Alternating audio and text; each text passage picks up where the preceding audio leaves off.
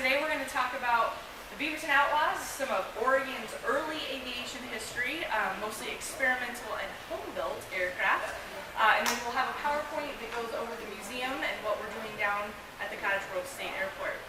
So to start off the presentation, it was actually illegal in the U.S. to build and fly your own aircraft until 1952. Oregon established a state board in 1921, and in 1926, when the feds came in with the Bureau of Air Commerce, Oregon started issuing its own paperwork, pilot's licenses, aircraft registrations, certificates, as well as license plates. We were the only state in the union to ever issue aircraft license plates. We did so 1926 through 1941, and they were issued every year. So every year you registered your aircraft, it just kind of depended on when you did that, and you'd get a new number. We do have quite a collection at the museum if you're ever down in Cottage Grove. Excuse me. After the war, the feds cracked down and put the kibosh on home builds. No more. No, we won't register them. So a guy by the name of George Bogardus, who flew from Bernards in the Portland area, got an experimental certificate, temporary license, put it on a 1934 design, and flew cross-country from Troutdale, Oregon to Washington, D.C. He did that twice, once in 1947 and again in 1951, petitioning Congress personally with a bunch of other home-built guys. And in 1952, the CAA finally ceded and created the Amateur and Experimental Class of Aviation, which is what we build under today. And in 1953, EAA was established, which is now the largest pilot organization in the world. So without Oregon flyers, we would not have what we have today, the resources, the regulations, and so forth. So the first video we're going to watch today, we're going to watch actually 4 of them that kind of tell the progression of home-built history, specifically in Beaverton. So the first video we'll watch is the Outlaws, and it's kind of another overview. As you're watching, I want you to watch out for license plates on the aircraft. They'll be on the cowling under the cockpit, and they'll talk about them. Excuse me, you also want to look out for the registration numbers. Because they were not federally registered, they did have to be identified. So there's no N numbers, there's no X's, no C's. Some of them do have a dash, as the feds, they would leave room for future registration. So. Nope. Good to go.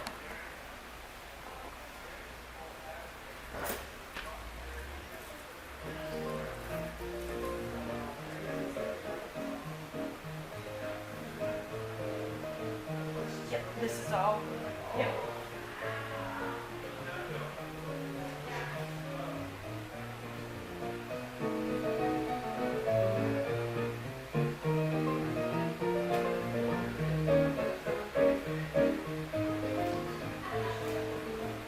Right after the First World War in 1920 is when the State Board of Aeronautics established state laws, way ahead of the federal government. We didn't even know if the federal government was going to take over control of airplanes. The Oregon Board of Aeronautics, which is one of the oldest boards in the country, they had a licensing provision which included an aluminum license plate. We had licensing, I even had an Oregon State cruise permit. And then later on I got an Oregon State private license.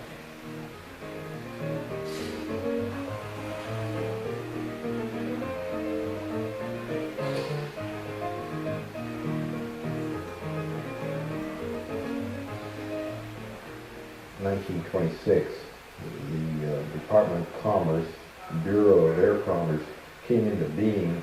There were the complete standards for the certification of aircraft, pilot training, and set up the various types of licenses, and then all the rules and regulations for the transport industry and instrument flight. June of 1926 is when the government took over the regulations. And that was before the FAA and before the CAA. It come under the Department of Commerce Aeronautics branch. The state of Oregon was the outlaw state of the whole United States. Connecticut and Oregon were the 2 outlaw states that didn't care what the federal regulations said or what they wanted us to do. We kept on flying anyway.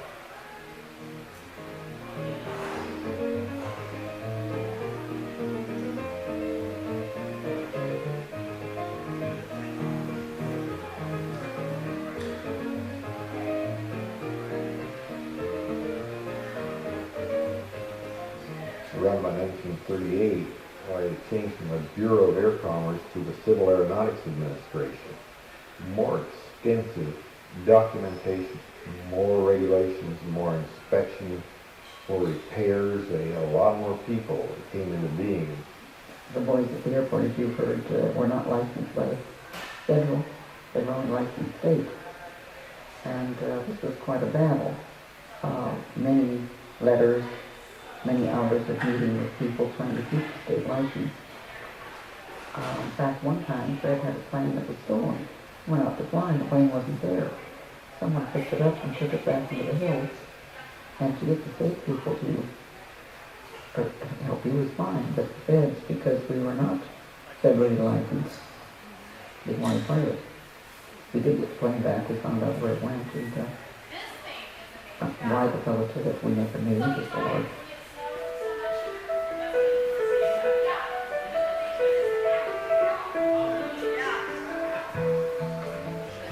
They were more or less always harassing us and trying to cause trouble, and they wanted to inspect the airplanes, and they wanted to do this and they wanted to do that.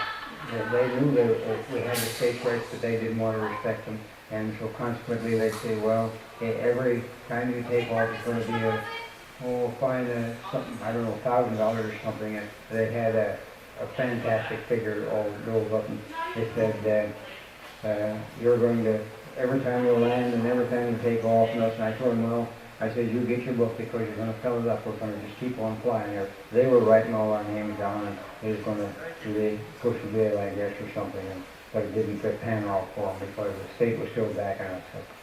And at any time that you seem to want to go to an air meet, they seem to always be poking around and wanting to cause trouble and harassment. And just like one of them came up to the hangar one day and he wanted to look at my airplane, and there happened to be a little bit muddy out there by the hangar. He said, go get me a board and lay down so I won't have to walk in this mud. And I of course told him what I had in mind then too. I didn't call him a federal inspector either. But I wasn't about to lay my coat down like Stillwater Ronnie for that guy. Yeah, 39 and 40. And that's when Charlie Walker was really hassling Pete through any means that he could while he attempted to stop that type of flying that was out there, but there wasn't really much that he could do legally. A couple of fly-ins down to Springfield, Oregon. Charlie Walker was down there and said, if you guys fly up the airways, I'll cite you and fine you. Yeah. In fact, I think he got physically abused a couple of times too. I think there were some real good fist fights. The guys would get a gang together and they'd go down to the beach for a weekend. I've washed a lot of sand out of some of those old biplanes. You know, they'd camp out on the beach for a weekend and really have a roaring party. Or if they wanted to liven things up, they'd go up the coast, up to Longview, and have a big blast there. Well, Longview is Washington, which put the feds on their backs. You know, the feds would start coming around, and they'd start looking, you know. And I remember well an incident involving a flight under a bridge up near Longview. And there was a loop involved. And the bridge keeper was mad in hell, but he couldn't identify the aircraft for sure. But anyway, the feds hunted Beaverton for a week, trying to figure out which biplane it was. You didn't know any flying this week. Oh yeah, I fly every day. Why? Just nose around. They finally gave up, you know.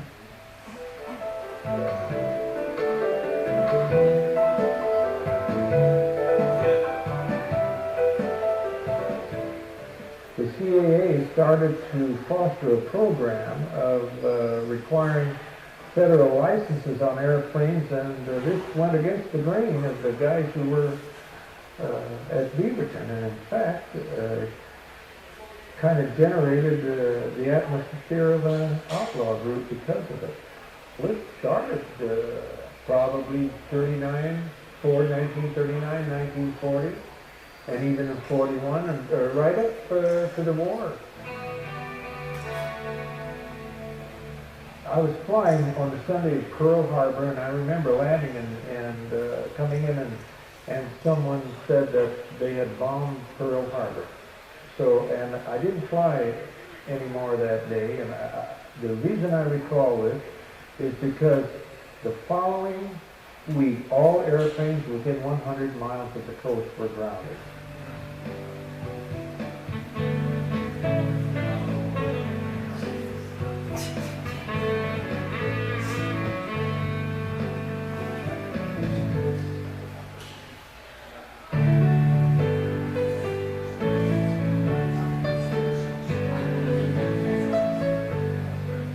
It was George that challenged the federal government to arrest him for flying an illegal and experimental aircraft. And he was the first man to bring about the new flying rules by the federal government to permit us once again to design and build our own airplanes. If it hadn't been for George Bogart, the present home building movement would never have been at all possible. It was because of his foresight and because of his grit and his determination and his nerve that we do have the present laws that permit foreign aviation. He took off and he headed east. And he made a personal appearance in Congress. And he petitioned Congress to have the ban on home building removed. He presented his aircraft as proof that this was possible for a man of average means and average intelligence to put together a sound, safe aircraft that was capable of long-distance flight and a safe flight. He demonstrated the aircraft, he took Congress to see it, and he won the battle. After he got done with Congress, he continued east. He flew the GB around the Statue of Liberty and then turned her home.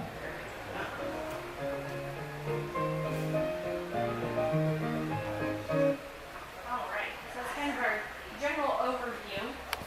The next video we're going to watch is all about a gentleman by the name of Charlie Bernard. So the Beaverton Outlaws flew from the field, Bernard's Field, which later became Bernard's Airport where Walt Rupert was at. So Charlie Bernard first saw an airplane fly in 1906 when Silas Christopherson flew a Curtiss pusher off the top of the Multnomah Hotel during the Rose Festival. That was kind of the first en masse exposure of Oregonians to aviation as a whole. There was, displays of aircraft coming through, but as a public display, that was kind of the first big one. So Charlie wanted to have an airport. He fell in love with aviation. So later on in the late 1920s, he acquired a piece of land, and here we are today. So the next one is all about Charlie Bernard and the beginnings of Bernard's Field. So Bernard's Field is in Beaverton. Cedar Hills Crossing. Cedar Hills Crossing area. There's actually a McMinimans there, Cedar Hills McMinimans. They used to be across the street on, I believe it's Walker Road. Yeah. So you'll see an aerial view of where Walker Road is and where the field is in relation to the McMinimans. That McMinimans is also Oregon Aviation History based. Most of the photographs that are there on display are from our archives. So we had the chance to work with them.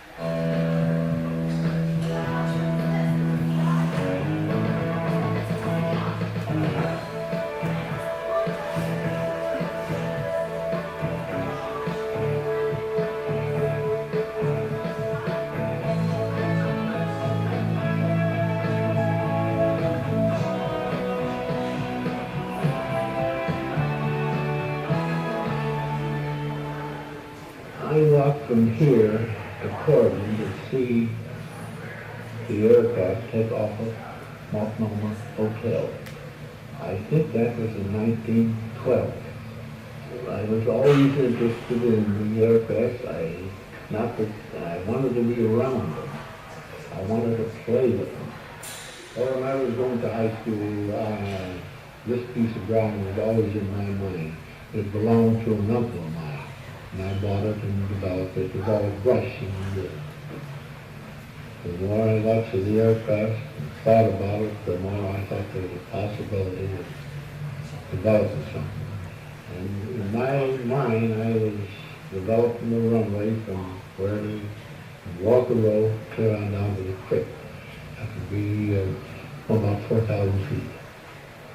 We first started with a glider. most of them had a wing of about 36 to 40 feet. That was the wind strength. And it was just a little cradle on the wing with a pilot section. And went out and made arrangements with Charlie Bernard to fly off his hayfield out of the Illinois. It was in the late 20s when we went out there.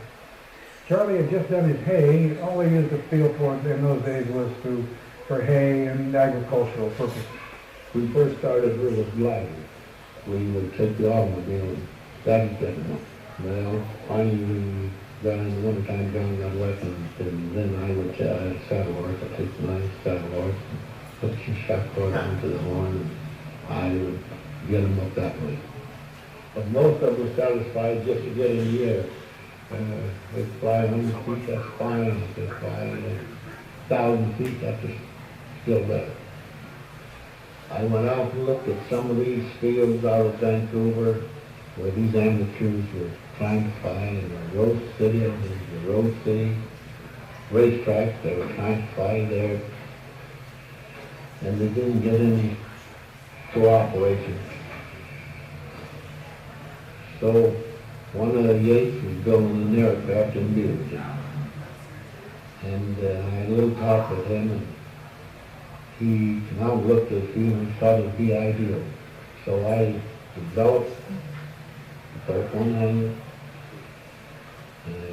made a runway here, and before that aircraft was completed in the hangar down here, I had started 4 or 5 more hangars.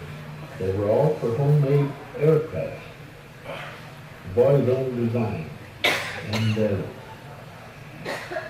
this first aircraft was finished. It flew, behaved very well. The next one flew, and then the other, and the amateurs started coming here, and I just kept on building. And within a year, I had about 8 or 10 hangars, and they were all homemade built aircraft. Charlie was a gentleman, and he became a champion of the flying community, and he fostered it. And I never heard him ever say anything bad about anybody. He didn't fly himself, but he just became a champion for the fellows to have their airplanes. They couldn't be over in Swan Island with them licensed aircraft, and he established the field, and he was their champion. You know, all the hangars were built out of used lumber and pole construction. They were pretty crude, but they served their purpose. You know, there's a lot of them out there. I'll tell you that. I built the first hangar. It was 3 weeks to put the first hangar up. And before I got the first hangar up, I had an order for the next hangar. I had moved the fuselage a little bit. And I had an order for the next one. Before I got this one started, I had an order for this one. I was building good hangars because the people I built for could afford to pay for it. And all the rest of them, I bought a lot of Foster Kaiser signs, 4x8 signs, things, and I built the hangars, the side of the hangars, out of those signs. Of course, I put a metal roof on them. And that's why I was charging these fellows up here, these 3 along here, $15 a month hangar rent. And the kids that had a hard time getting going, why they'd help me build a hangar and so forth. I charged them $5 a month. I apparently just drove over to see what was going on. And I saw all these airplanes and all the guys around and all the spectators, you know, on a Sunday. That was a regular, like you might say, a tourist attraction. It really was something. There'd be cars lined up there. People just come out to the airport to watch the fellows fly. The field in the rougher parts of the year, the rainy season and stuff, usually got down to where you had maybe 700 foot of runway at the best, with some walloping good mud holes that you learn how to skim through. And it usually led to some pretty treacherous takeoffs. We didn't usually run true to the runway a lot of times. We angled. And this coupled with the crosswind produced some interesting takeoffs at times. A statement that often was heard around the Northwest. If you were a Beaverton pilot, or you could fly and land in and out of Beaverton, you could go anywhere with no difficulty.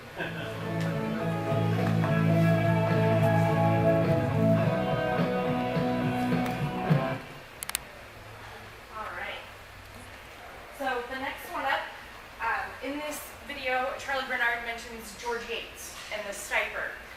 So Yates was the first to have a hangar on the field. He also went on to design a geodetic aircraft, some of the first wooden geodetics. He was on the field, and then in 1938, he lost his hangar to a fire.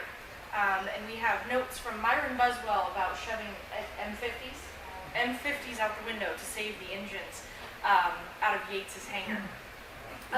In this, they'll talk about the Stiper, which is that first aircraft that he built. George was actually a mechanic for a Chevrolet dealer in Beaverton, Elmer Stipe. George raced flat track motorcycles and boats on the Columbia, and so Elmer said, well, George, why don't you build me an aircraft? So George actually built the fuselage and then got some help from Les Long down in Cornelius in building the wing. It also had a metal prop that they'll talk about, so with that crazy runway, it had a 4-cylinder inline Martin, 125 horsepower, so it was kind of like the airplane of Bernard's Field. It flew roughly 4,000 hours before it was destroyed after the war.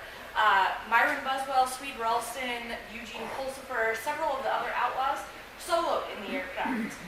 So it was kind of also the trainer on the field.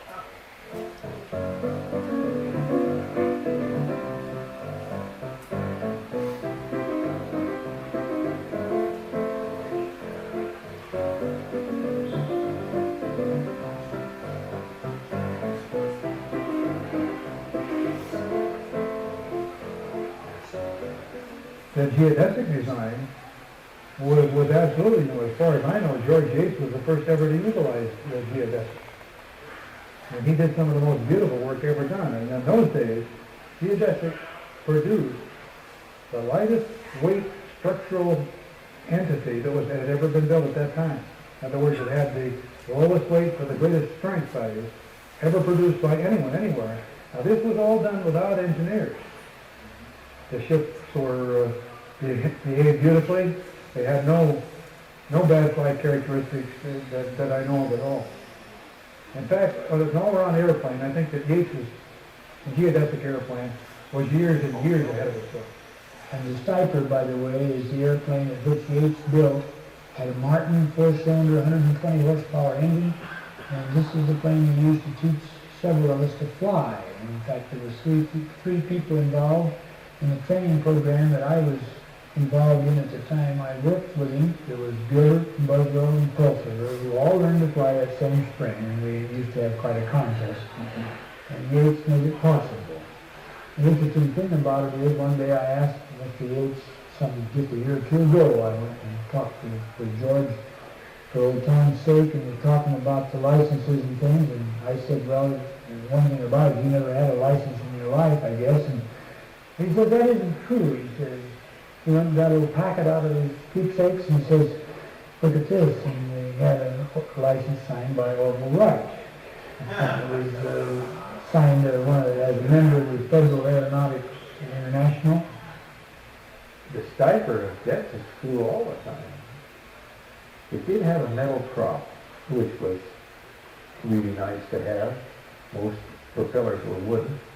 And it also had 4 exhaust stacks. It was an inverted Martin engine and a 4-cylinder. The 4 exhaust stacks pointed straight down. When that thing would fly over, it really did roar. And it was a loud airplane, very loud. Without looking, you always knew when it was in the air.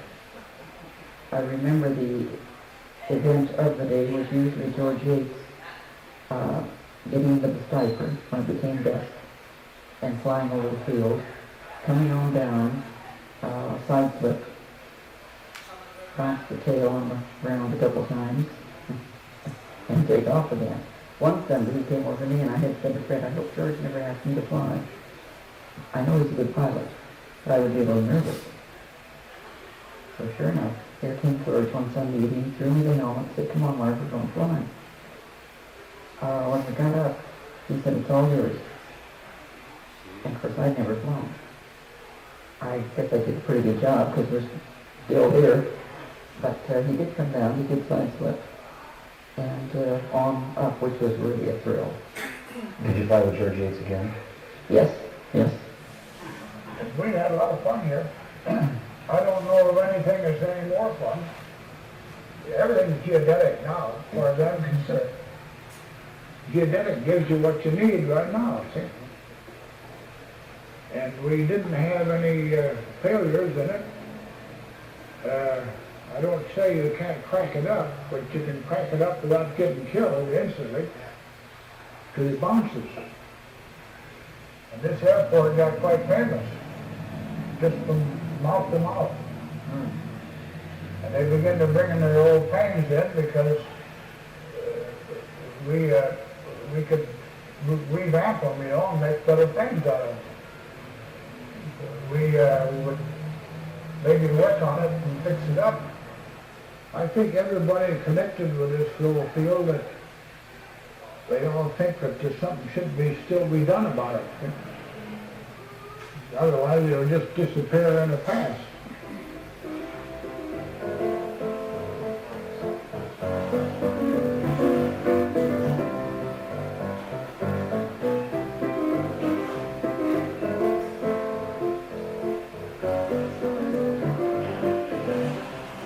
Well, we could keep taking feet off of the wings and put a 9-cylinder sump on it.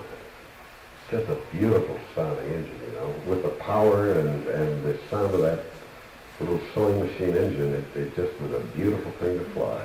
Yes, the original Heath was a wire brace fuselage. That is, in between the bays, it was diagonally braced with wire. But then he came up with a infinitely better and more practical fuselage. He was one of the first to have a door on the side. He was the first one to use freeze-type ailerons. And he was the first that I know of ever to use brakes. He machined out his own drums and installed the whole doggone works. And they worked right off the bat. In the latter part of the 30s, the Northwest had a gathering every year of home builders, and one of the big things was altitude. A sealed barograph would be placed aboard, and you would climb until you couldn't climb no more. He won that altitude contest 3 years consecutive. I got up over 18,000 feet with a 40-horse engine. No oxygen. I couldn't spell oxygen most days. I didn't know what oxygen was. I did notice he got forgetful. He kind of forgetful. Wow. Got to thinking, what the heck am I doing up here? I like to froze to death. That little drop of water froze on the bottom of my nose. I had a red spot there for years after. Oh, it's cold up there. I don't remember how long it took me to get there. I knew it took a long time to get down. It hurt your ears. I think it took me 45 minutes to get up there. You know, I put a lot of responsibility on Walt Gruber. First I knew him for a long while. And we were down there in the shop. And new pilots would come in or somebody wants to handle something that nature. I said, now won't you check him out and watch him? If he's not capable of getting into a small field or getting into this place on his screwball, we will not have a hangar. He was with me close to 40 years.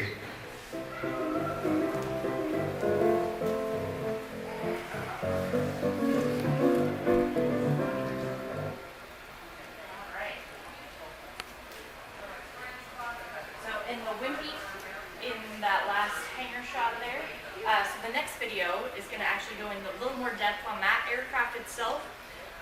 The last video we have is out on the farm, and it's all about Les Long, the sage of Cornelius, as it were, and the father of home built.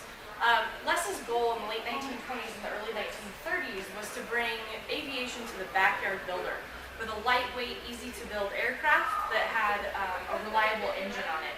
So Les designed the Longster, which was a high wing, and then later the low wing Wimpy, which they'll talk about in the video. He also designed the long Harlequin engine, which was built from a J.D. Harley-Davidson. So you take the cylinders from your motorcycle, some connecting rods from an automobile, and then a homemade crankcase and shaft. The second half of this video is all about a glider that was built by the Holmes brothers in Beaverton, and they kind of finagled an engine, as you'll learn about, by forging their parents' signature to get one from Les Long. These kids built this glider, and John Patton, who did these interviews in 1978, he speaks in the video that if there ever were a Hall of Fame for home builds, which is now OAHS, this is one of the pieces that should be in it.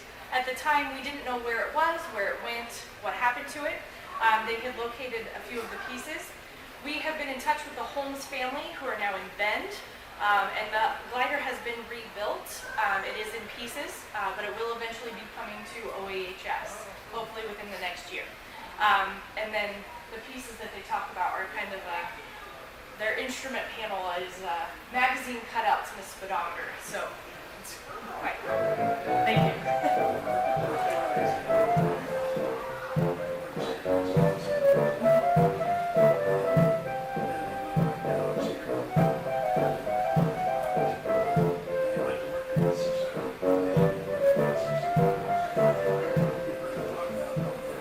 Can you tell me about the first airplane that Les designed and built? This particular airplane has a welded steel fuselage structure, but being cautious about whether or not it was a flyable machine, he didn't want to put any more time and work into it than he had to before he had some proof that it was a flying machine. He had a test flown without any covering on the fuselage. Just the wings were covered. And we had a fellow who was a commercial pilot who flew some of the airline planes in Portland, come out and test fly it. It was a hot day, and with all this extra drag on the fuselage, I presume, prevented it from actually getting off the ground far enough to clear the fence at the end of the field, and he flew it into a telephone pole and wrecked it. Fortunately, he wasn't hurt. So that was the end of that plane. That was a total loss. The next plane that we built was built in a similar way, and we made a mistake there of trying to cut corners again, and instead of welding the steel tubing, he brazed the tubing with brazing brass with a little gusset. This had a one-piece elevator, and the rudder was above the elevator, so that the elevator had complete freedom for up and down motion. And that particular plane really flew quite well.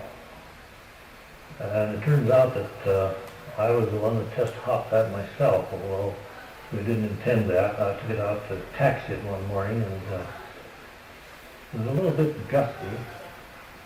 I taxied it back and forth a few times, and finally I found myself in the air, and we flew around a circle and came back, and that was the test hop for that airplane. I think I'd had all the 10 hours of flying experience by that time. The Longster will always remain, to me anyway, as a pretty decent sort of design that was fairly stable and it was strong. The Longster was light, terribly light. She weighed under 400 pounds. But her strength lay in the wire bracing, and it would handle a small field. Battle for engines was really exemplified in Long's creative talents. He tackled building an engine. He built quite a credible engine that could turn out around 30 horsepower using the cylinders from a Harley-Davidson. That was the Harlequin. It was a twin. He got interested in building an airplane propeller for the little 40-horse Piper J2 airplanes. We made a few of those things, and they turned out really good, so we started making them out of birch and putting the metal tips on them. And we got the FAA, the old CAA approval on that prop, and it's still listed in their specifications even today. With a company by the name of Piper was starting up in the east about that time, and Long was building the propellers for Piper. And they were only to build under contract all the props for them, and they said they didn't want it, so some guy in Ascension decided he could do it. And I remember that when it all happened. They wanted to launch the prop with a good prop, and they wanted him to build all the props we could build where we could have sold Piper. We didn't want to get complicated. We didn't want to complicate his life. In fact, I skipped my last year of school to build the Ralston Lowing. He was building a Lowing wire bridge. He didn't want to name it after Long because he thought his reputation was in the Highlands. And Les, he was one of the first people to make a low-wing airplane, concept of a low-wing airplane that would recover from a spin successfully, which in the old days they always thought that a low-wing airplane was a very dangerous airplane. It turns out that if you made the tail more long enough, you got the rudder back far enough behind the wing where it wouldn't be blanked out during the spin. That's why it has such a long fuselage, and it was a very stable, very excellent airplane. Les Long contributed a tremendous amount of knowledge to the airplane industry in his own quiet way. And that was a real forgiving, safe little airplane. Its fuel tank was a 5-gallon can, converted and soldered up for a fuel tank. And it had a 26-horse Rump engine in it, 2-cylinder Rump engine, flathead engine. And it had, originally it had air wheels on it, but the tires were getting hard to get with the 16-7-hour wheels, so I don't know who, their dealer put a couple wheel bar wheels on them. They worked out real good. They were a little harder riding, but they worked real good. And it did a lot of flying. A lot of fellas flew that. It was a nice flying airplane.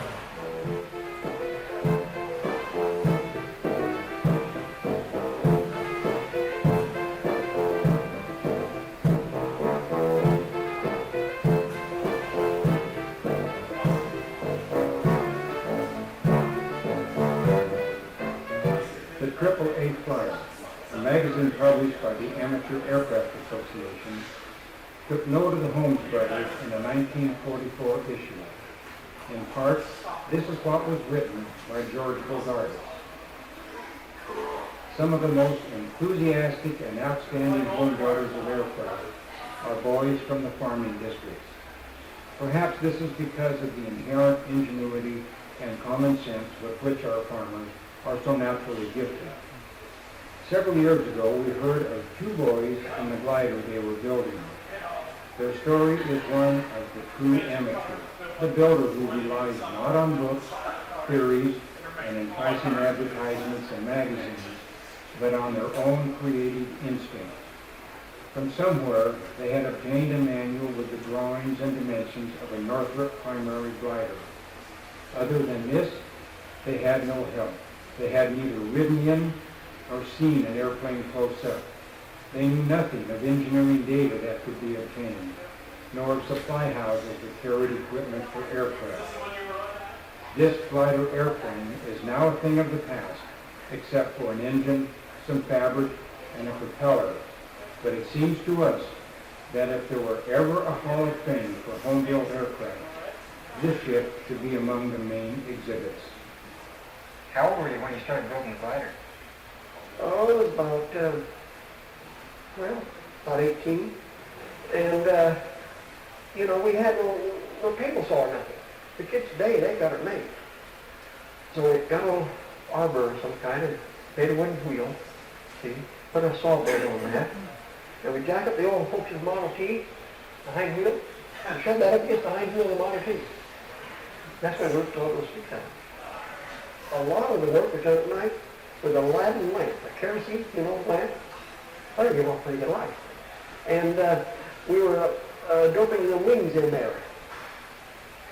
And then as it went on, we later put a motor in. So we'd go over and follow less long a while. we just kind of didn't know whether to let us have it or not. We wanted a written permission from our folks. And I don't remember now, Jim Lyons or some kid fixed up something. So little, we bought the case and the crank chassis. Then we picked up the cylinders and so on. We got an old truck mag, really big heavy old truck mag and stuff on there. If you have 4-cylinder, they were short to them out, so just a 2-cylinder. No, we got the crankshaft with it, yeah. We broke it later. And we got Lincoln's boys at Hillsboro. They bought us a chunk of metal. And we got hold of an old lathe. And we turned out a new one. We bored a hole and hacksaw it down, took out the chunks. We started in that way. And when the edge come out, you cut down, cut over. Oh, we had time, what the heck. Did you have any instruments? Oh, the magazine paper pasted on. That was it. And you had pictures of instruments? Yeah. Uh-huh. You didn't have a tachometer? Yes, that was a speedometer. We got an old speedometer stuck in there for a while. So we don't have a motor.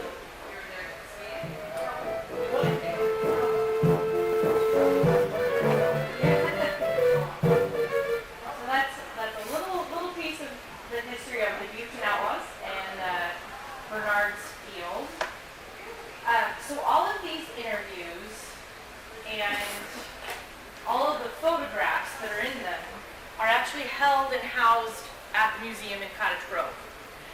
So right now we're going to kind of talk about that and how we got to the videos that we do have. So again, we are located at the Cottage Grove Airport. We do have a museum hangar there, as well as a restoration shop and a storage hangar. Didn't like it.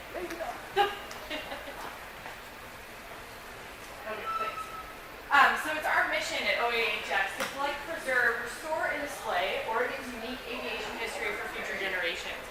To us, that includes the stories, the photographs, the memorabilia, the uniforms, and most importantly, the aircraft themselves. We are a 501c3 nonprofit, pardon me, governed by a board of directors. I am the only part-time employee that we do have. Otherwise, we are run by a docent staff and those board volunteers. We run on donations. We are a membership organization. We sell things on eBay, parts donations, all that kind of good stuff. And most of our aircraft are all donated. The museum hangar includes the OAHS Hall of Fame, the Oregon Aviation Historical Society Hall of Fame. Includes everybody from Tex Rankin and Dorothy Hester to Rex Barber, Marion Carl, across the board. Oregonians and non-Oregonians who have impacted aviation here in the state. We do have recently on loan to the collection is this little yellow critter right here. It was built in Sweet Home, Oregon, just outside Lebanon, by Arlen Moore, who actually was instrumental in the Alvord Desert gliding operation in the 60s and 70s. His glider is actually in the U.S. Soaring Museum in Moriarty, New Mexico. He built this, was actually one of his third or fourth aircraft. It also has a sister ship that lives in Creswell. It's got an A65 on the front and these beautiful forward swept wings. Right here. And it's actually a custom carved scimitar prop. So instead of being layered vertically, they're horizontal layers in the prop. It came out of Albany. We do have a Salmson engine on display. However, the original Salmson engine that was on the Rupert Special is right here at WAAAM. There's a little engine. It's right out front, kind of where the lure display is. It's right across from that on its own engine stand. That Salmson engine is the original that was on the Rupert Special that was in the video. WAAAM also has the original Aranca that was on the Wimpy. This yellow aircraft right here that hangs from our ceiling is that mid-wing Anzani with the separate horizontal, the rudder, is it horizontal stabilizing? Okay, with the rudder that swings free. So that's, and it has a, oh my gosh, antenna. And then we have our collection of license plates. And if you look right here in the back, we do have 2 remaining Yates geodetics. The other one hangs in our Cottage Grove City Library. We also just recently received an RV3. Well, that's okay. From our local EAA Chapter 31. And then the baby fleet right here, built in Springfield. As far as we can tell, it was Lane County's first experimental aircraft, and we do have all of its registration paperwork on display with the aircraft. So it's those original forms from the Oregon Department of Aviation. All right. This is our restoration shop, and as you can see right here is Tim Talon, who is right here with us. And this back here is the Wimpy. These were the wings to the baby fleet the guys just finished. So this is actually on field, just down the hangar way. From the restoration shop, and we do have a crew that comes on Fridays to work. One of the major restoration projects at OAHS is the Rankin biplane that was found in Pennsylvania. This aircraft was gifted to Dorothy Hester when she was invited to the Cleveland Air Races in 1930. Rankin later did it up in this beautiful red, white, and blue pattern with Rankin upside down on the side. He flew it in the Rankin Flying Circus in the late 1930s and 40s. He also flew it at his academy in Tulare when they would have graduation ceremonies for the military cadets. It ended up in Pennsylvania, and here we go. This is on the way home from Pennsylvania. So it's now in the main museum hangar on display under restoration. A couple of other projects, again, the Wimpy, and then there's the Rupert Special up in the corner. The Whiffle Hen is one of our most recent acquisitions. It was actually built by Lee Eyerly. There was 2 of them, and it lived most of its days as a ranch plane in Wyoming before moving to all around the country and coming back to us. And again, the Wimpy right here. The Wimpy, we're working on the fuselage, I believe. Oh, yeah. So Tim's over here in the corner with the leather jacket here. This,